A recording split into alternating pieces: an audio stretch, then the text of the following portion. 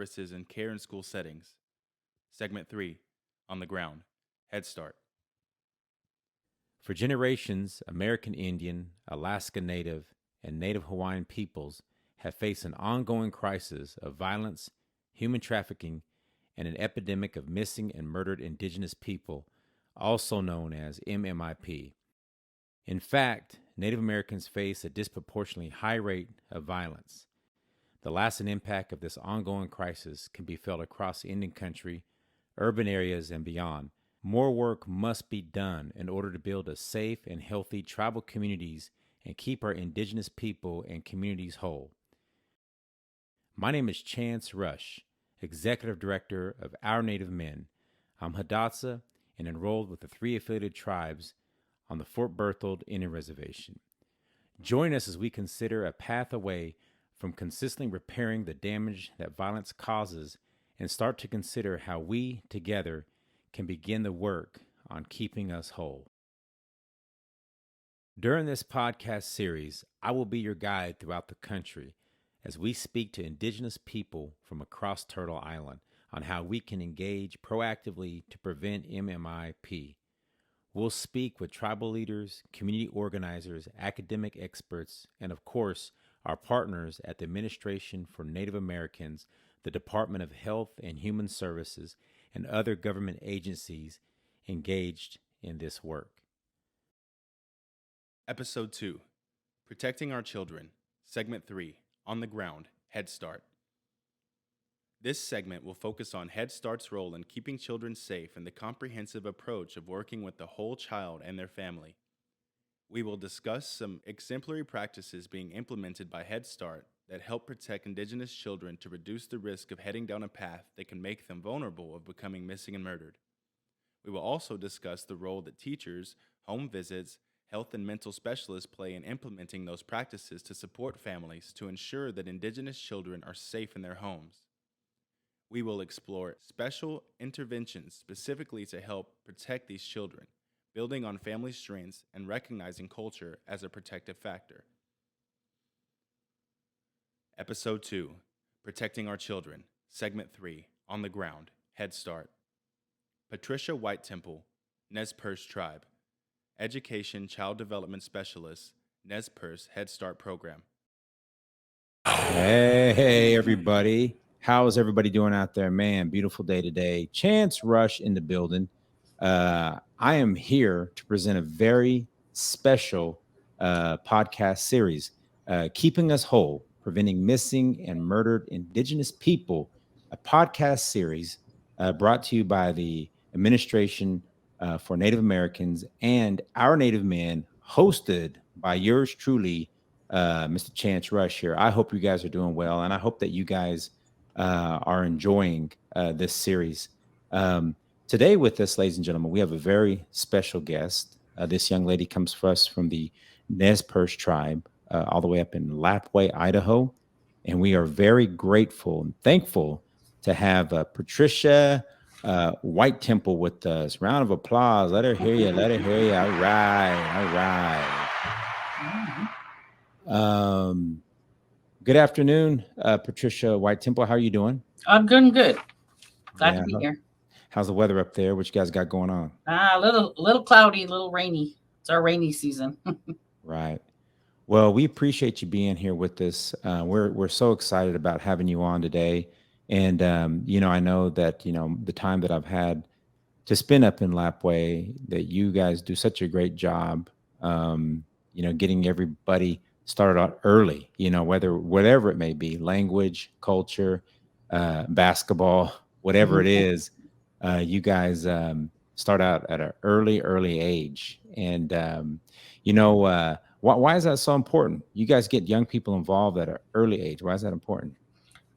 Well, it's important to get them connected with other children their age, with the families, with what we do in the community. Those are healthy outlets. It keeps them together. It keeps them being a part of a team, which is part of a tribe. So it gives them that identity. Right. Well, one thing that I'm grateful for is coming up there working with Head Start, back in the day. And, just to be able to have you with us today, Patricia, to talk to you a little bit about, the importance of childhood development and the Head Start program. In our program, today we are talking about, protecting our children, something that is very, very important, just around Turtle Island, around the country here. So I would like to go ahead and just jump into some questions here. Can you please tell us briefly about your program, your role, and your team's role in keeping children safe? Sure. I work for the Manites Nim Himtanmawas, which is the Children's Place of Learning. Under our umbrella, we house the Early Head Start, which is a 0 to 3 year old program. Well, it's actually our prenatal to 3 year old program, and then we have a 3 to 5 year old program, which is Head Start. But we also enclose in here the childcare. So we also offer childcare, early services before school starts and then after school starts. So we try to house everything all in one program. That's why we're not just a Head Start. We're the Manites Dimham Tanawas. This is our children's place of learning, and whether it's Head Start or early Head Start or childcare, we expect our teachers to be teaching all the time. I've been in Head Start probably for over 20 years. I've worked here. This is my home. I'm an enrolled member of the Nez Perce tribe. Um, my kids went to Head Start here. I myself went to Head Start many many years ago, but it is something that has helped many communities, and it is a strong thing within our community here. Um, we have all our divisions here of our health and safety, our education, our family services. We work on nutrition, mental health, disabilities. We cover it all at the start of the birth of a child. We have a mother to be program that walks our moms and their families. Um, it says mother to be, but it's involving both the mother and the father, um, helping them to see what's going to go on, what's going to happen, what to expect with that birth, how to have that healthy baby. And then we provide also information about maybe coming in center or still staying at home with your child. And then our 0 to 3, we have classrooms with babies once they have their 2 month shots, and families obviously have to work to make a living. So we're able to provide that service with them, making sure that their children have that safe place to go. And that goes all the way around. We have classrooms with 8 children in a classroom with our 0 to 3 year olds. And then as they turn 3, they transition to our Head Start program. And our Head Start program focuses a lot about school readiness goals, how to make sure that they're ready, they get what they need to transition to Head Start. So this is what my role here is education child development director. Um, but at the same time, I've worked with all the different areas, the family services, the health and safety, to grant writing, to budgeting. In Head Start, it's important to learn all aspects of the program. We don't want to lose somebody and then somebody not know what you're doing. So we try to cross train in all of our areas to make sure that we're fulfilling that. So in Head Start, you wear many hats, and that's fine. I Hmm. enjoy it. I've been here at home for over 20 years. Um, I worked before that in Standing Rock, um, on their reservation with early childhood as well. That's really where I started. So it makes a big difference, and it's um, something that means a lot. When you see the education go forward and what it produces, and I have always just wanted to return home in Mhm. my life to work at the Head Start program, and so I'm actually doing my dream job. Right. People may not think it's a dream job because I work with children, but this is where I've always wanted to be. Wow, I absolutely think it's a dream job. You bring up a very good point, that you said. You started out in one tribal community, and then you came home to your tribal community. You started out, and now it seems like you're full swing. You're very strong in your outreach and your experience in Head Start. Does it differ? do you see a difference, like coming from Standing Rock, going to Lapway? And why is it important for not even just a community Head Start to be involved with each other, but on the national scale? Because I know that, Nimi Poo people, you guys do things all across the country, and that's how I'm able to know so many of you. Yeah. But do you see a difference between like Standing Rock and Nez Perce? Or Yeah. The Nez Perce tribe compared to the Standing Rock tribe is is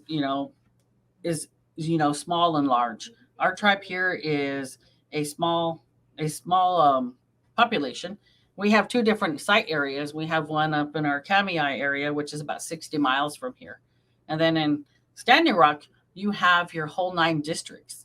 But each one of those is like a small lapway.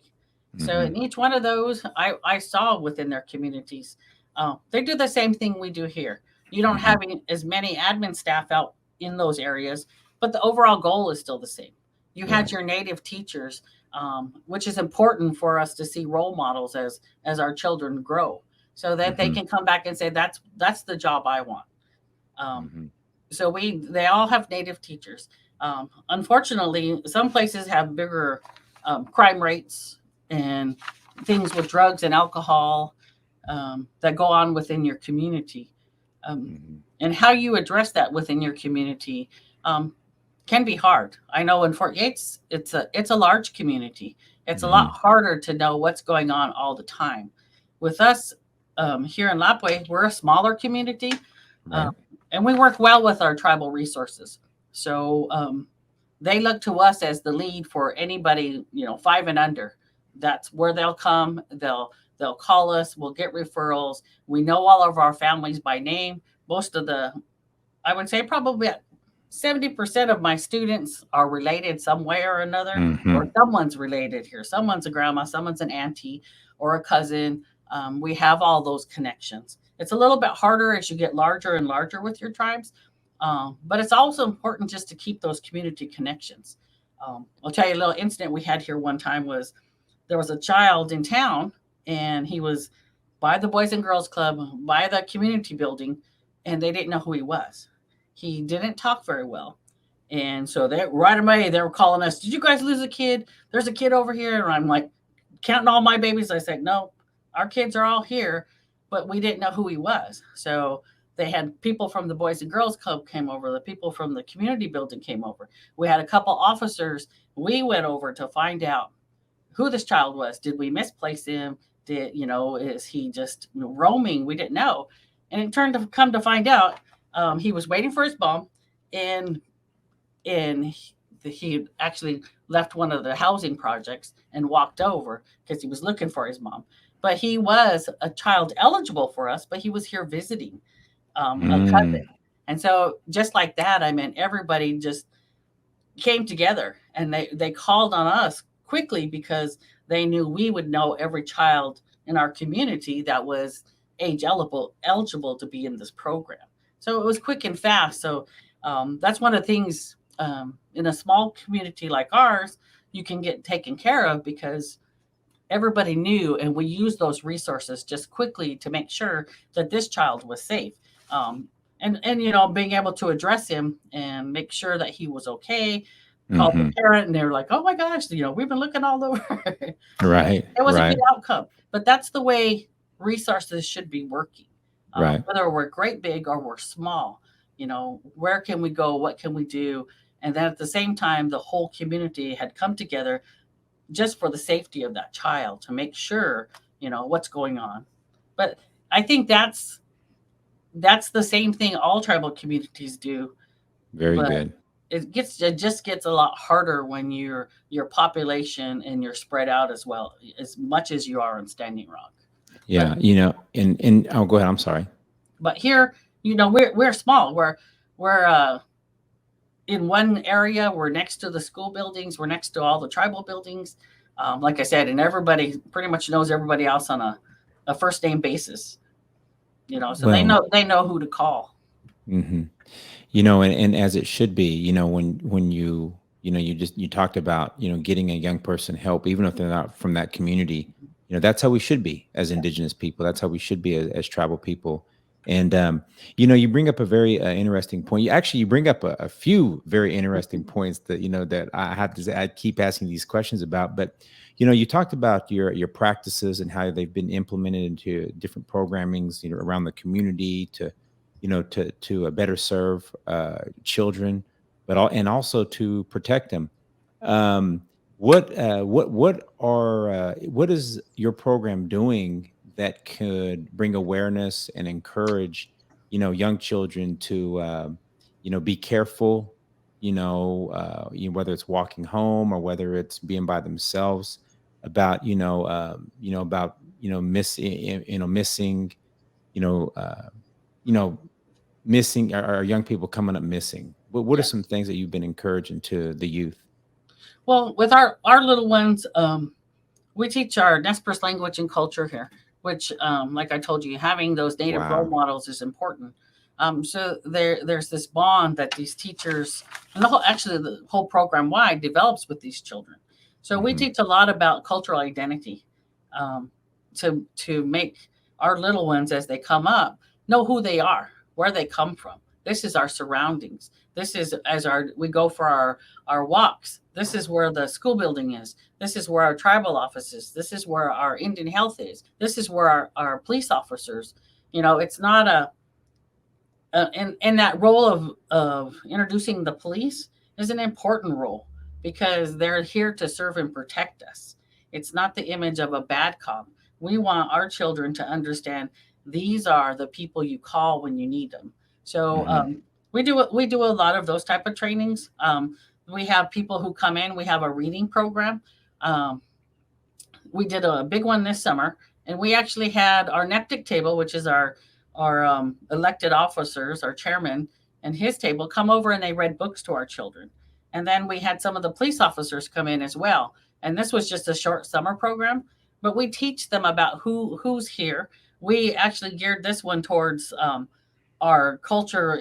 Our salmon is extremely important to us. So what we did is taught our kids about how the salmon swims, and the more books that they read, they helped the salmon go all the way upriver to drop their eggs and then to go all the way back down into the ocean.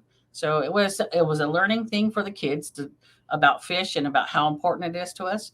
Right now, we're working on a big one for the school year, which is our Nez Perce language and culture. So we're focusing on our Hmm. stories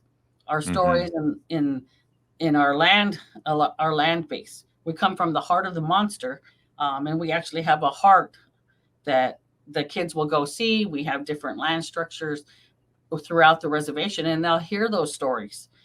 It's important to that here in Head Start that they learn about who they are and why they're important. Every child here is important. You belong to us as a nation that's raising you, and we want you to feel protected here. So we teach them all that stuff, and an Hmm. important thing is for them to know and to be proud of who they are, so Right. they don't fall in those cracks. And then we teach them a lot about safety within the house, safety within the fire, street walking.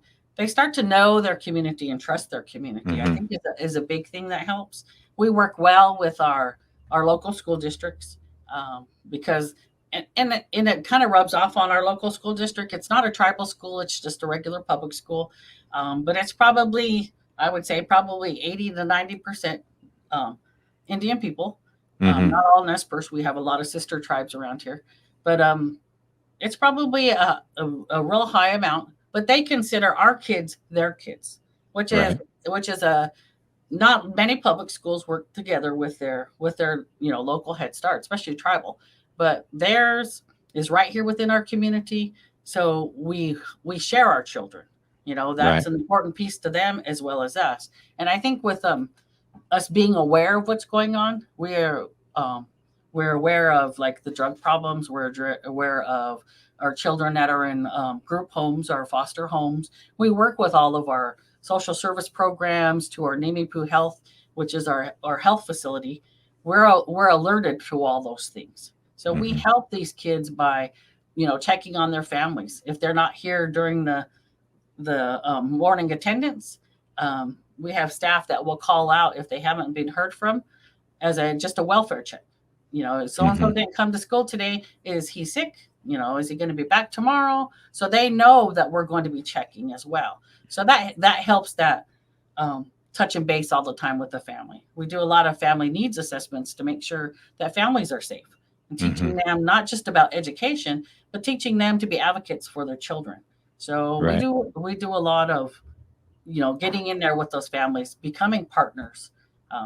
So and letting them know we have tribes have a lot of resources, Yeah. but if those resources are way out by themselves, standing alone, they're not doing any good. So we do a lot of meetings together, referrals back and forth, making sure that we get what's best for all of our families and our children. But we teach a lot about personal self.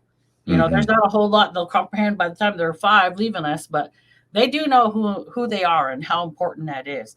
And we do that circle as that child, and then his family, and then his classroom, his community, and his tribe. So Right. helping them understand how important all that is. You bring up some good points. You talk about the assessments. You talk about the check-ins, and you talk about language, getting people involved. I really like these practices that you're pushing. What role do teachers, home visitors, and health and mental health specialists play implementing these practices? Well, our teachers are our number one right there in the classroom with those children every day. As they come to school every day, we do a health screening, making sure that they're okay, that there's no bumps and bruises, there's nothing someone's trying to hide. A lot of the times the parents are the ones dropping off. We ask them, oh, he's got this scratch today or whatever, and usually it's he fell down last night or playing with his siblings.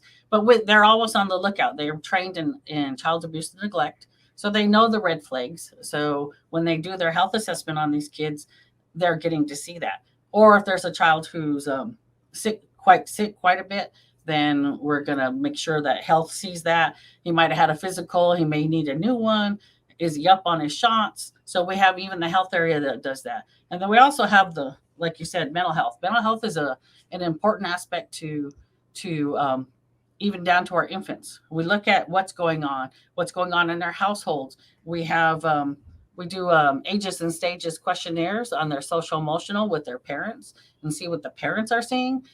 We also have our Nimipu Health has their behavior health come over and do classroom observations. We also work with our local school districts in case we might have somebody who's a little bit too bouncy or too aggressive. They help us with things like that. But we look at all of those, like family services. They're the connection to the family. They divide up their families, so they have personal advocates that have so many families that they work for, and they do needs assessments with them to make sure that we're covering all the bases. Yeah, you may get your kid to school, but what are you doing? Are you looking for a job? Are you trying to get to school? Are you having problems with being able to afford something? So we get all those resources rolling to make sure that we're looking at the entire family. Wow. And I like how you talk about getting the family involved, and that is so important, the support of, the community. How do you work with or support families to ensure that Indigenous children are safe in their homes? An example is like building on family strengths and culture, uh, protective factors. Like what are some, what are we doing to, to work with family support in the community? Well, we've had, as working with any tribe, you have a file that has that drawer in there that has those cases that we've had to make sure turn over or whatever. We teach the kids to make sure, and like I said, looking them over, making sure their parents are supported. But you always have something that comes up. Um, Yeah. so our resources is we make sure that um, we try to make sure it's confidential as possible. Get that Yeah. over here to us as administration, and then we go from there with our local leads, which would be our social services, child protection teams, and then our police officers are also a part of that. Um, and our overall goal um, is never to always take away children or Right. with tribal people, it's always to work to unite and to help these parents. Um, Over the last few years, I've seen a big push here about recovery. And recovery is strong on the Nez Perce Res, and we have people who have returned to us and are leading that way. And so more and more things are coming out about what are those loopholes that we're missing. This was happening, but no one knew. So we're hoping to kind of seal up those loopholes and it is by talking about it, having support groups, having meetings, and supporting those that have come home, for recovery, and being aware. So our teachers are aware, and we do family meetings, we do parent meetings. We're a part of our NEPTIC meetings, and we try to join forces with whatever programs having something, so that we're out there and we're seeing and we're getting involved. So parents start to use us as that resource, really building the trust within families, so that they outreach to you, and then we're only then and only then is when they feel safe enough for Mm-hmm. to share with us. But Mm-hmm. it's a time building relationships.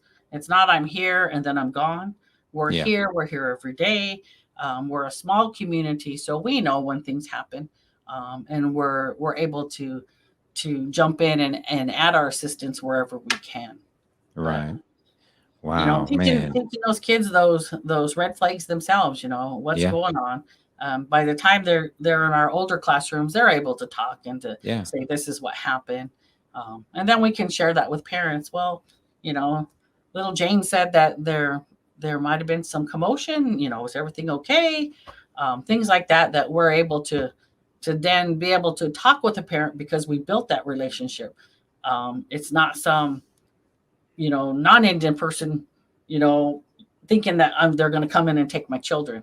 They start to see you as that person who can help, and that's the turnaround. Is that you don't want to always be a punitive thing. You want to be able to help and assist, because we want Mm. our families to stay strong.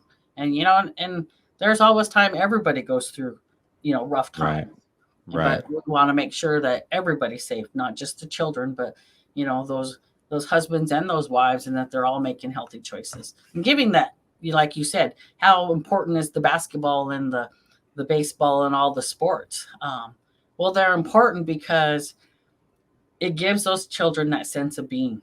When Right. you can develop something and you can go to somebody, and you know that they care, Mm-hmm. you're a part of that, and that's what we all need to be a part of. I grew up here, and I remember how important my tribe was to me. And I tell my children all the time, my tribe paid for our softball entry fees. The chairman was actually our coach. So every Mm. Thursdays, he had to take off to take us to our softball games in the morning time.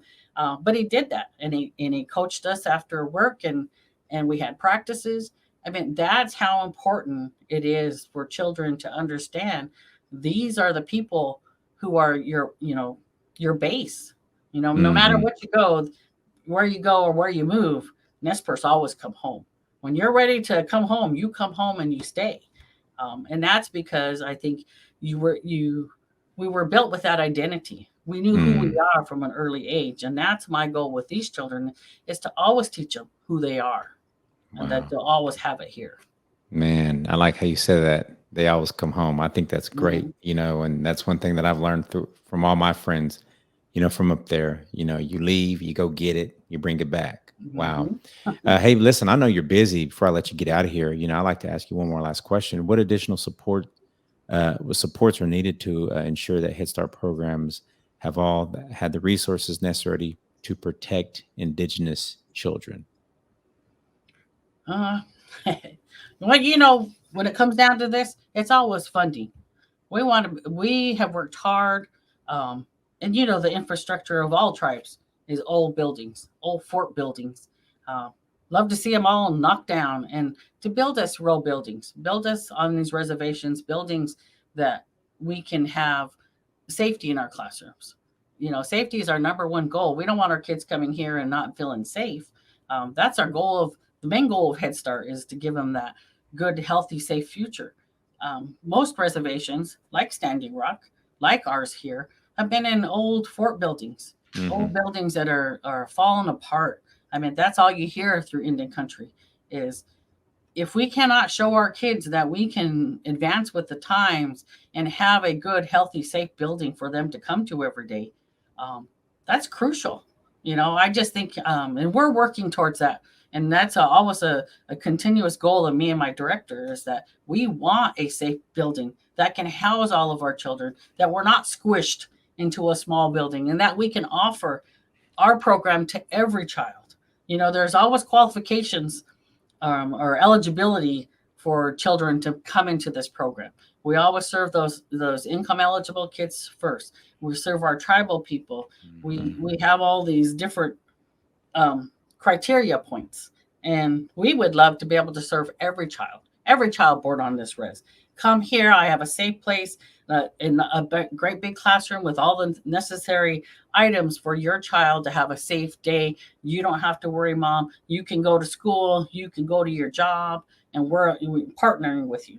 But that doesn't always happen on Indian country because we're stuck in old buildings. We're stuck in modular buildings. We're right off the highway right behind us here. So if a semi truck has a wreck behind us, chances are he could hit our buildings. So we're always in the best safe places. And, it's either this or an old fort building that's, 150 years old. We just have to be able to present that. And I think that's the main issue here is we need to be able to move with the times with these tribal reservations. You can't just forget about us and keeping us in old buildings. You've got to put that money in order to help us make sure we're all safe. Yeah, because you guys are serving kings and queens. Oh, yep. So these are our future chairmen and chairwomen here. Man, Patricia, I'm so grateful I had this opportunity to visit with you, and we're so glad and thankful that you part of our podcast series of MMIP being presented by the Administration of Native Americans. We're so grateful to have you on. Let your supervisor know we're thankful that you came on with us today. That being said, that's going to go ahead and wrap up our episode. That was this is episode 2, segment 3. Patricia White Temple. Hey, Patricia, I'm glad you're home. I'm glad you're back there. I'm glad you're back there in Lapway. So again, I want to thank you all for joining us. Keep Us Whole, Preventing Missing and Murdered Indigenous Persons, a podcast series brought to you by the Administration for Native Americans and Our Native Men, hosted by yours truly. I'm Chance Rush. I want to thank you guys for joining us. And again, one more time, give it up, ladies and gentlemen, for Patricia White Temple. Wow. Thank you. Please visit the following websites to identify federal resources to assist communities in preventing MMIP. The Administration for Children and Families ACF MMNA Framework landing page. https://www.acf.hhs.gov/ANA/MMNA-framework. ACF's Family and Youth Services Bureau, Domestic Violence Resource Network. https://www.acf.hhs.gov/FYSB/FV-centers. The Administration for Native Americans Domestic Violence Awareness Public Service Announcements. https://www.acf.hhs.gov/ANA/domestic-violence-PSAs. Centers for Disease Control and Prevention's Violence Prevention Resource page. https://www.cdc.gov/violence prevention.